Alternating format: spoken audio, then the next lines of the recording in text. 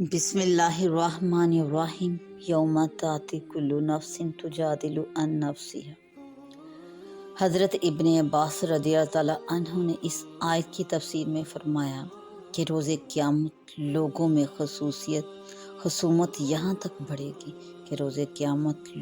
خصومت یہاں تک بڑھے گی کہ روح اور جسم میں جھگڑا ہوگا۔ روح کہے گی یا رب، نہ میرے ہاتھ تھے کہ میں کسی کو پکڑتی، نہ پاؤں تھا کہ چلتی، نہ آنکھ تھی کہ دیکھتی۔ جسم کہے گا یا رب، میں تو لکڑی کی طرح تھا، نہ میرا ہاتھ پکڑ سکتا تھا، نہ پاؤں چل سکتا تھا، نہ آنکھ دیکھ سکتی تھی۔ جب یہ روح نوری شعاع کی طرح آئی تو اس سے میری زبان بولنے لگی، آنکھ دیکھنے لگی، پاؤں چلنے لگے۔